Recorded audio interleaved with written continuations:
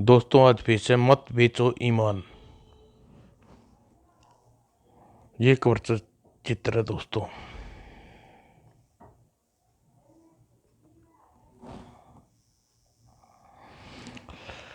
Colonel करण इन दिनों राजनगर के अवकाश मना रहा था। रेस्टोरेंट के लंच लेते हुए उसके मस्तिष्क में कुछ विचार उमड़ उठ रहे थे। यह राजधानी है, बड़े बड़े अपराधी यहाँ सफ़ेद पोश बनकर डेरा डाले हुए हैं। क्या यहाँ भी मेरा किसी माफिया गैंग से मुकाबला होगा? तभी टीवी पर समाचार प्रसारित होने लगे। स्पेस सेंटर से गायब हुए रॉकेट टेक्नोलॉजी के विशेषज्ञ प्रोफेसर दिलीप सरकार का अभी तक कुछ पता नहीं लग सका। उन्हें गायब हुए आज 5वां दिन है। सरकारी सूत्रों के अनुसार प्रोफेसर सरकार रहस्यमय ढंग से गायब हो जाने से मैं किसी विदेशी ताकत का हाथ है। कर्नल करण के कान खड़े हो गए। विदेशी ताकत का हाथ यानी देश में कोई बड़ा भयंकर संकट आने वाला है। मैं ढूंढ निकालूंगा प्रोफेसर को।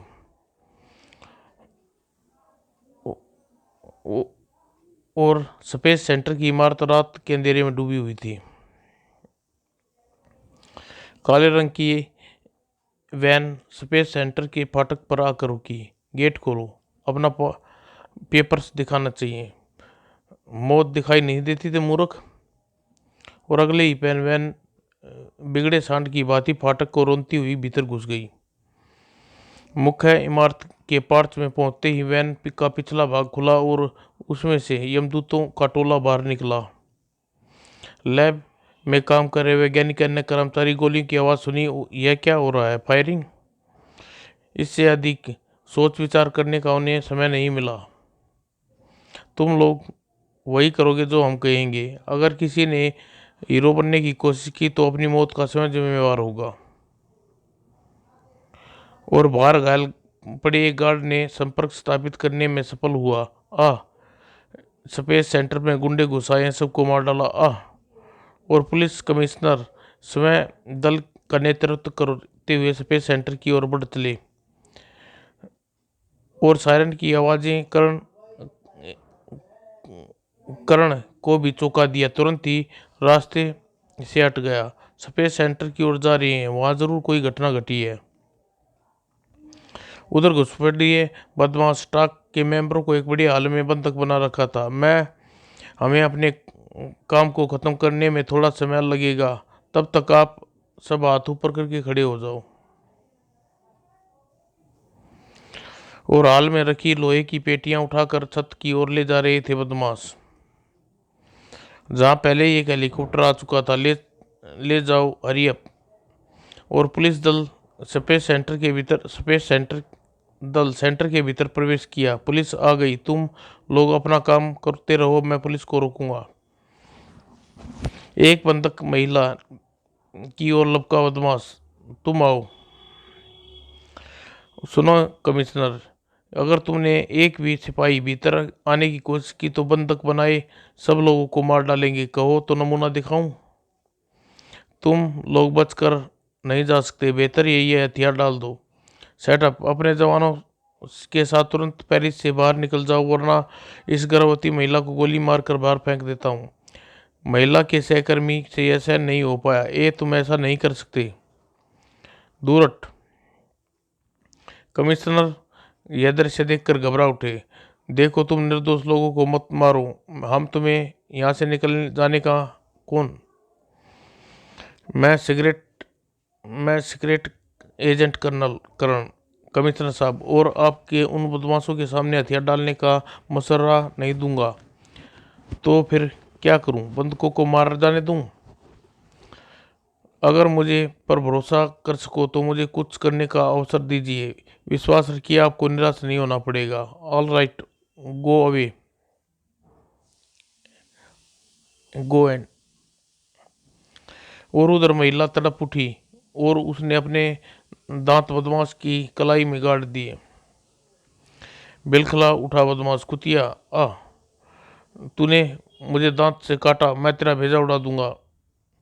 तभी उसका भेजा खोपड़ी के भीतर हिल कर रह गया। आंखों में अंधेरा छा गया। दरिंदे की, किसने मारा मुझे, छोड़ूंगा नहीं। उधर कोई है। ड्रमों के पीछे कोई चीज उछलकर उनकी ओर आई। खो खो खो खो खो। कुछ वह कुछ फेंक रहा है। कुत्तों की तरह खास रहे थे बदमाश। खो खो खो खो खो। तभी कर्ण बाहर निकला और उन पर टूट पड़ा। यह देखकर गैस से बेहाल हुए एक शैतान को भागना चाहा, मगर वह नहीं भाग सका। जमीन सूंघनी पड़ी उसे। चौथे बदमाश को ऐसा लगा जैसे पहाड़ उससे टकराया हो। चार फ्लैट हो गए, लेकिन पांचवें बंधक निकट पहुंचा। मार डालूंगा सबको। वो छलावे की बात थी। छलांग लगाकर अदृश्य हो चुका था कर्ण। कहाँ गया वह है?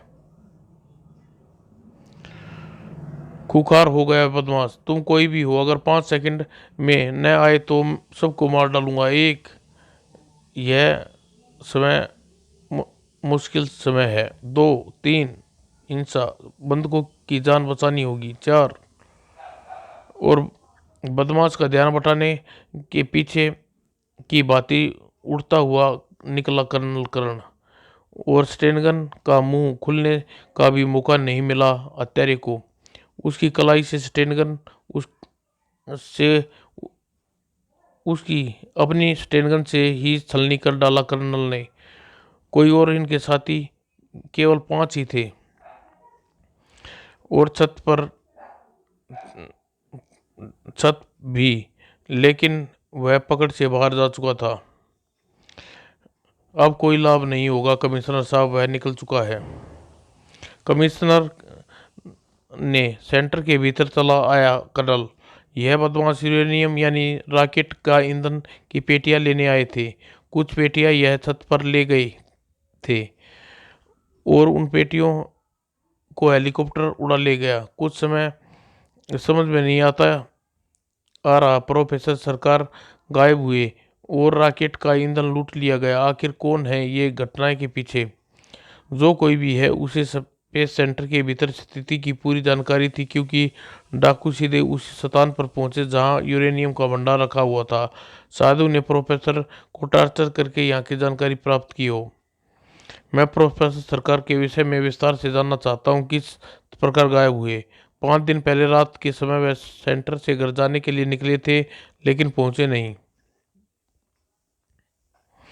वह अविवाहित थे और अकेले ही जीवन गुजार रहे थे। हमें उनके मिलने जुलने वालों और दोस्तों से पूछताछ की, मगर कोई उसे गायब होने का राज नहीं बता सका। उनका कोई खास मित्र भी होगा, जो हर इंसान होता है। ऐसा कोई मित्र हमारी जानकारी में नहीं है। बैलून क्लब के कैबरे डांसर को ढूंढो। उसे खास दोस्ती थी। वह अक्सर अपने श्यामे कोको क्लब में गुजारते थे। यह बात पुलिस को पहले क्यों नहीं बताई? मैंने इस प्रोफेसर के निजी मामला समझा था, इसलिए। निजी संबंधों की जांच भी जरूरी होती है। कोको को अपने ढंग से चेक करने की अनुमति चाहता हूँ कमिश्नर। ठीक है, हम मैं हाथ आए बदमाशों से पूछताछ करूंगा। और सुबह अखबारों में देश के कोने में यह समाचार पहुंचा। स्पेस सेंटर के रॉकेट के बॉक्स लूट लिए गए। विदेशी शत्रु घुसपैठ से देश को भारी खतरा मंडरा रहा है। तुरंत ही सरकार को पूरी मशीनरी हरकत में आ गई। रक्षा मंत्रालय आपातकाल बैठक बुलाई। रॉकेट ईंधन सिर्फ रॉकेट उड़ाने के लिए काम नहीं आ सकता। सवाल यह है कि उसे चुराया और क्यों? करण इस प्रश्न का उत्तर खोजने के लिए निकल चुका है सर। सेंटर में जिन बदमाशों ने करण ने काबू किया है, क्या वे क्या कहते हैं? वे सब स्थानीय बदमाश हैं सर। उन्हें मोटी रकम देकर इस काम पर राजी किया था। रकम देने वाले को नहीं जानते, क्योंकि वह नकाब पहने था। यह कोई बड़ा षड्यंत्र है कमिश्नर। केवल करण के सारे बैठने से काम नहीं चलेगा। हमें अपने भारतीय जासूस को इस मामले की खोजबीन में लगाने होंगे। हमारे जासूस अपना काम कर रहे हैं सर, लेकिन करण को इस काम करने का ढंग अलग है। बिल्कुल ठीक कहा था कमिश्नर का कथन। और नाको कोको के फ्लैट के नीचे तीसरी मंजिल पर कम काम करने का अपना अलग अंदाज है करण का। रेशमी बिस्तर पर नींद के आनंद में कोको उठ बैठी, लेकिन दूसरे बार चिल्लाई नहीं सकी वह। अगर मुझे अपने प्रश्न का सही उत्तर नहीं मिला तो तुम्हारी सुनहरीदार गर्दन को मरोड़ दूंगा। प्रोफेसर सरकार कहाँ है? मुझे नहीं पता। एक बात सुन लड़की, यह मामला देश की रक्षा का है। अपने देश के लिए मैं एक दो नहीं बल्कि हजारों जाने ले सकता हूँ। प्रोफेसर सरकार तेरे पास आते थे, इसलिए तू उसके बारे में सब कुछ जानती है। मुझे कुछ नहीं, मैं कुछ नहीं जानती। वह मुझसे अपनी कोई बात नहीं बताते थे। एक बार उन्होंने शराब के नशे में किसी जन्नत का जिक्र किया था। जन्नत यानी स्वर्ग। हाँ, स्वर्ग का जन्नत कहते हैं। प्रोफेसर बहुत दिनों बाद मेरे पास आए और इसलिए मैंने उनसे पूछा, आप कहाँ थे इतने दिनों तक? मैं जन्नत में था माय डियर डार्लिंग, अपनी जन्नत में। कहाँ है आपकी जन्नत? यह राज की बात है, मैं किसी को नहीं बता सकता। अपनी कोको को भी नहीं बताओगे? हाँ अच्छा, बताता हूँ। जहाँ रेत गीत गाती है, जहाँ पत्थर चलते फिरते हैं, जहाँ जानवर बातें करते हैं, जहाँ पानी ही पानी है, जन्नत वही जन्नत है। यह क्या कह रहे हो डियर? कोई गीत सुना रही हो क्या? अपनी जन्नत का पता बता रहा हूँ। अब तुम न समझो तो अनाड़ी हो। बस यही था। अजीब बात कही थी प्रोफेसर ने मुझसे कही थी, और इससे ज़्यादा कुछ नहीं। मेरी जानती, मेरा विश्वास करो प्लीज़। मगर क्या यह बात क्या हुई आखिर? गीत बोल सुनकर कमिश्नर भी चकरा गए। यह तो तुकबंदी हुई। रेत गीत गाती है, पत्थर चलते हैं, व्हाट नॉनसेंस। सर मुझे लगता है तुकबंदी में कोई राज है, अवश्य है, और इस राज का खुलासा कर के रहूंगा। यह गीत केवल झरने, ये बोल समझने के लिए करण एकांत की जरूरत थी। जहाँ रेत गीत गाती हो, जहाँ पत्थर चलते फिरते हैं, जहाँ जानवर बातें करते हैं, जहाँ पानी ही पानी है, वह जन्नत है जन्नत। इसमें अवश्य कोई राज है। उसके मस्तिष्क में एक गीत की पंक्ति गूंगा, जहाँ पानी ही पानी है, पानी यानी समुद्र सबसे अधिक पानी होता है। अचानक वह उठ खड़ा हुआ, और अगर गीत किसी विशेष स्थान की ओर संकेत किया गया है, वह स्थान अवश्य ही समुद्र के बीच होना चाहिए। मुझे किसी नाविक से मिलना चाहिए। सिरदर्द नाविक के वेश धरे हुए नाविकों में जा पहुंचा। शराब खाने में बहुत नाविक मिलेंगे, और उसका अनुमान ठीक निकला। गोदी पर अनेक जहाज़ों के नाविक खाने पीने में आनंद ले रहे थे। 1 घंटे तक अकेला बैठा रहा। इनमें से किसी से बात करूं और पूछूं, कुछ में नहीं आ रहा। तभी शायद भाग्य देवी उस पर मेहरबान हो गई। आई है यंग मैन, अकेले बैठे हो? इसको नशा हो चुका है। इस प्रकार घूर क्यों रहे हो बच्चे? घर नहीं र, घूर नहीं रहा, सोच रहा हूँ क्या रेत की भांति गा सकती है? यस माई बॉय, रेत गीत गा सकती है, बल्कि गाती है। कहाँ कहाँ गाती है? तुमने सुलाल टापू समूह का नाम नहीं सुना? हिंद महासागर के मध्य स्थित छोटे से टापू के समूह में सुलाल द्वीप कहते हैं।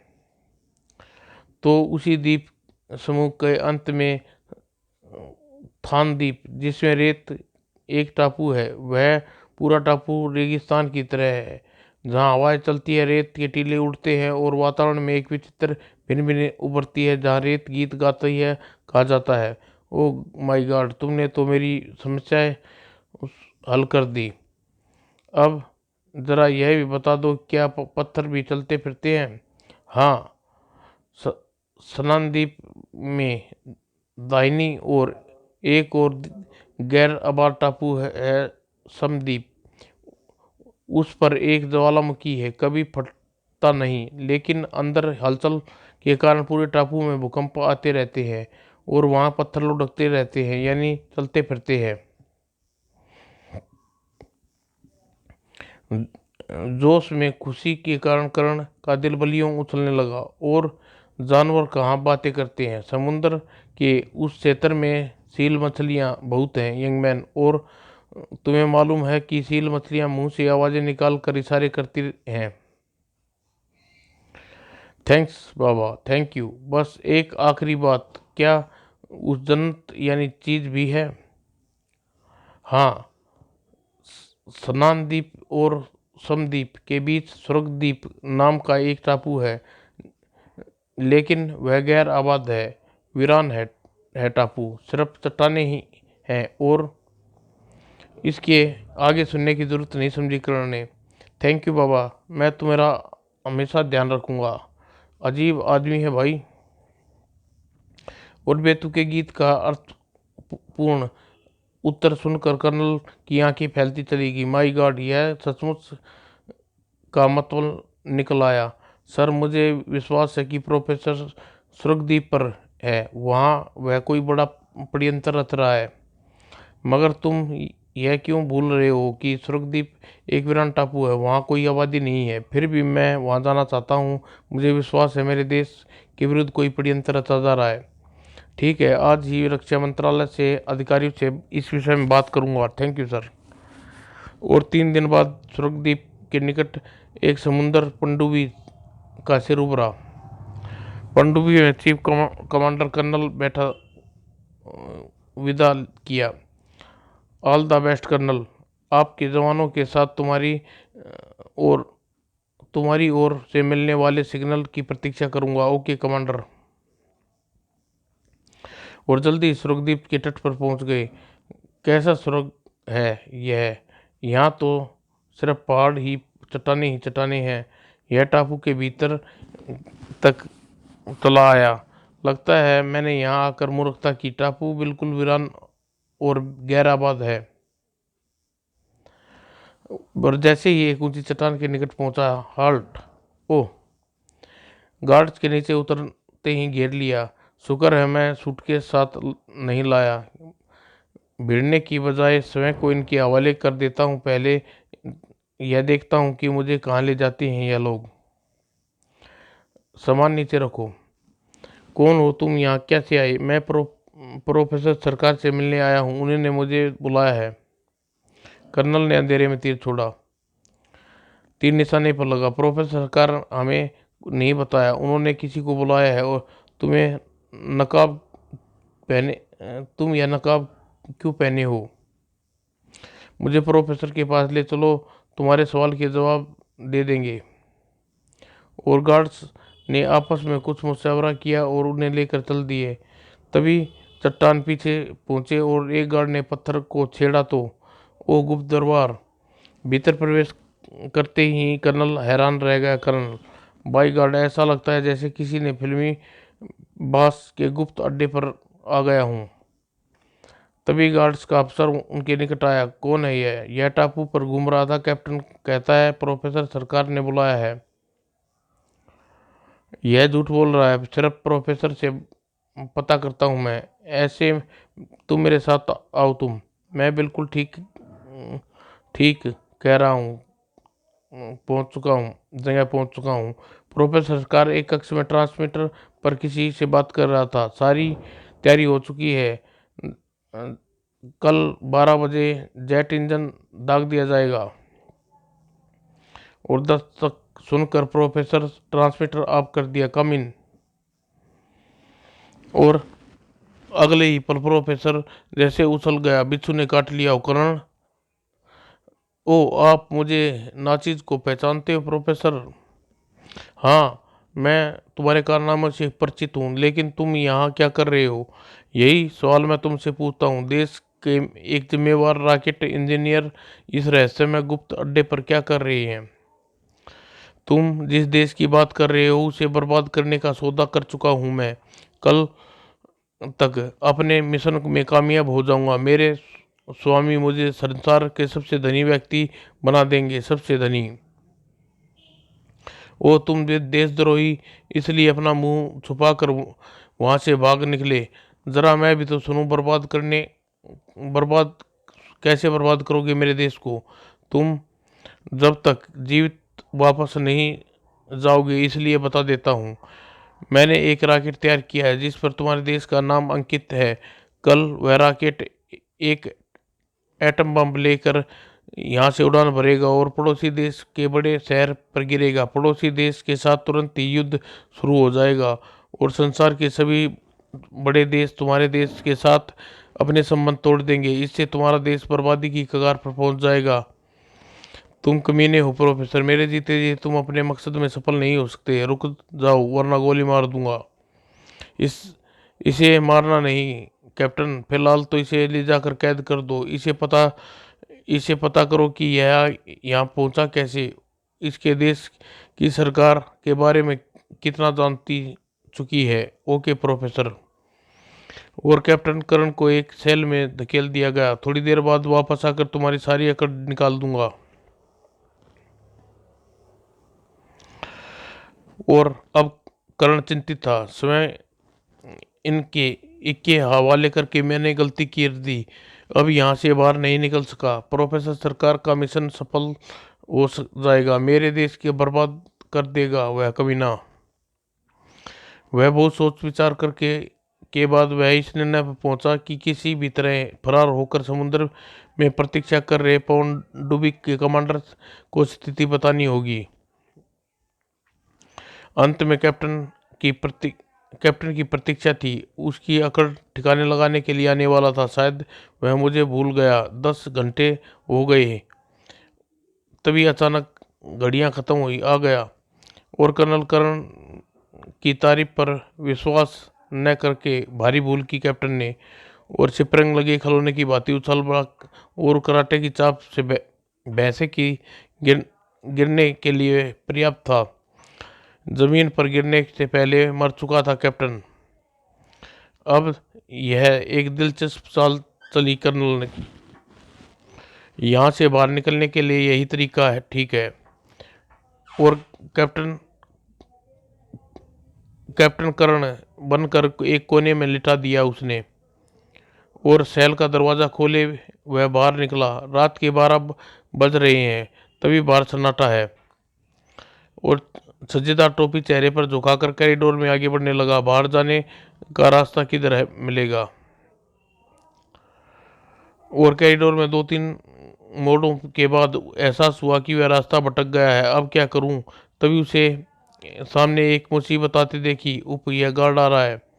उसने एक क्षण में निर्णय किया। वह अकड़ कर गार्ड से कहा, तुम कहाँ घूम रहे हो? ड्यूटी कहाँ है तुम्हारी? मैं किसी अफसर को नहीं ढूंढ रहा सर। अफसर को देखकर गार्ड घबरा गया। क्यों? गेट वाले गार्ड की तबीयत खराब हो गई। वह रात को ड्यूटी नहीं दे सकता, तो उसकी जगह दूसरे आदमी को लगा दो। एक्स्ट्रा गार्ड्स नहीं है सर। 2 आदमी ड्यूटी तो रॉकेट लॉन्चिंग साइट पर है। अरे तो फिर एक आदमी को बुला लाओ। रात के समय साइट पर कौन जा रहा है? ओके। वह गार्ड तुरंत ही कॉरिडोर में मुड़ गया और कर्नल करण के मस्तिष्क में विचार डूबा। रॉकेट लॉन्चिंग साइट पर गया है वह गार्ड। मैं उसका पीछा करके रॉकेट तक पहुंच कर उसे बेकार कर दूं। गार्ड जिस कॉरिडोर से गया था वह आगे जाकर एक सुरंग की जगह में मिल गया। यह सुरंग यहाँ क्यों बनाई गई है?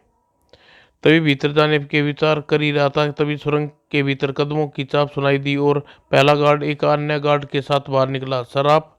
हाँ, मैं साइट चेक करना चाहता हूँ। और उत्तर की प्रतीक्षा किए बिना वह सुरंग में प्रवेश कर गया। अब भीतर एक ही गार्ड होना चाहिए। सुरंग में वह एक बहरे पथरीले स्थान पर बाहर निकला। Oh my God!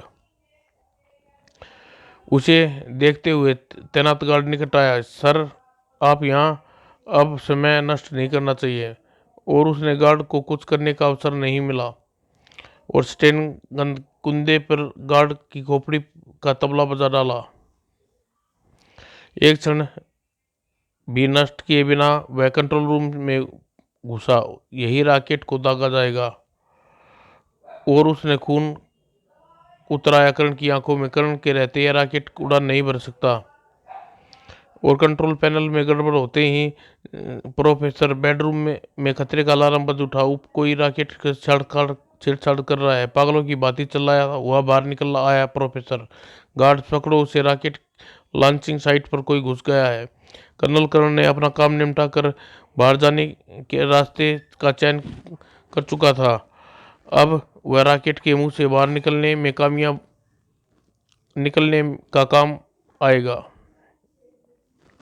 और फुर्ती के साथ रॉकेट के कोक पर जा पहुंचा और गुफा के मुहाने में विनाश अधिक दूर नहीं था। छेदर के किनारे पर पहुंचकर एक पत्थर में रस्सी को फंस गई और सरकार और गार्ड्स कुछ पलों की देरी से वहां पहुंचे। वह निकल गया था। कर्नल सुरक्षित बाहर निकल चुका था। ओह, मैं दूसरी चट्टान के ऊपर हूँ और जहां से पहली बार मुझे गार्ड ने देखा था। चट्टान से उतरकर वह अपनी बोट की तरफ दौड़ा। समय कम है, तुरंत ही पनडुब्बी की प्रतीक्षा कर रहे सैनिकों को सिग्नल देना होगा। बोट पर पहुंचते उसने सूटकेस खोलकर ट्रांसमीटर निकाला और पनडुब्बी के कमांडर से बात करने लगा। Hello hello captain curling. और उसका संदेह मिलते ही नौसेना की टुकड़ियां टापू की ओर बढ़ने लगी। प्रोफेसर सरकार गार्ड्स अधिक देर सैनिकों का मुकाबला नहीं कर सके। जल्द ही टापू पर सेना अधिकार हो गया। प्रोफेसर सरकार को गिरफ्तार कर लिया गया। उपमेय बर्बाद हो गया। जब तक कर्ण जीवित रहेगा तुम जैसे शैतानों इसी तरह बर्बाद करता रहेगा। प्रोफेसर समाप्त दोस्तों।